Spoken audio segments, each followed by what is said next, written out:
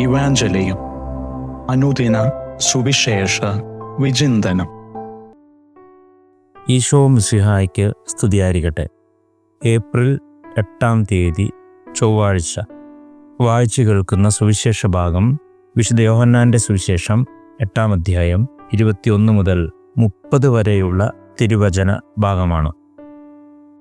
ഈ സുവിശേഷ ഭാഗത്തിലൂടെ ഈശോനാഥൻ പറയുന്നു, ഞാൻ അംബാസിഡറാണ്, തൻ്റെ പിതാവായ ദൈവത്തിൻ്റെ അംബാസിഡറാണ് എന്ന് ഈശോ പറയുകയാണ്. കാരണം പുത്രനായ ഈശോയുടെ ഉറവിടം അത് പിതാവായ ദൈവത്തിൽ നിന്നാണ്.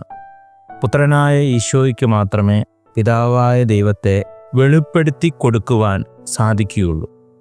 മനുഷ്യരായ നമുക്ക് പിതാവായ ദൈവത്തെ വെളിപ്പെടുത്തി കൊടുക്കാൻ പുത്രനായ ഈശോയ്ക്ക് മാത്രമേ കഴിയുകയുള്ളൂ.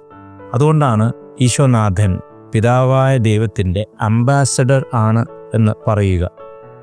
യോഹന്നാൻ്റെ സുവിശേഷം 8 21 തിരുവചനത്തിൽ യഹൂദരോട് ഈശോ പറയുന്നു, നിങ്ങളുടെ പാപത്തിൽ നിങ്ങൾ മരിക്കും, ഞാൻ പോകുന്നിടത്തേക്ക് വരുവാൻ നിങ്ങൾക്ക് കഴിയുകയില്ല.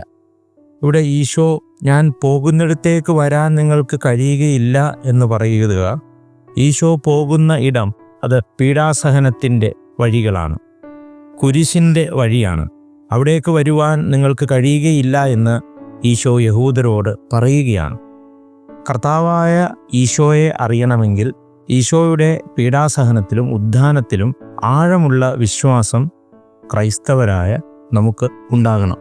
കർത്താവിൻ്റെ പീഡാസഹനത്തിലും കുരിശുമരണത്തിലും ഉദ്ധാനത്തിലും ആഴമുള്ള വിശ്വാസം എന്ന് നമുക്കുണ്ടാകുന്നുവോ അന്ന് ഈശോയെ പൂർണ്ണമായും അറിയുവാൻ നമുക്ക് സാധിക്കും. ഈശോയെ പൂർണ്ണമായും നാം അറിയുമ്പോൾ ഈശോ തൻ്റെ പിതാവായ ദൈവത്തെ നമുക്ക് വെളിപ്പെടുത്തി തരും. യഹൂദരോട് ഈശോ പറയുന്നുണ്ട്, നിങ്ങൾ നിങ്ങളുടെ പാപത്തിൽ മരിക്കും. നാം ഈശോയെ അറിയുന്നില്ല എങ്കിൽ നമ്മളും നമ്മുടെ പാപാവസ്ഥയിൽ കഴിയേണ്ടി വരും. നമ്മൾ പാപത്തിന് മരിച്ചവരായി ജീവിക്കാതെ പാപമാകുന്ന മരണത്തിൽ നിന്ന് പുതുജീവനിലേക്ക് കടന്നു വരുവാൻ ക്രിസ്തുനാഥൻ്റെ പീഡാസഹനത്തിലും കുരിശുമരണത്തിലും ഉദ്ധാനത്തിനുമുള്ള ആഴമുള്ള വിശ്വാസം ഉണ്ടാകണം.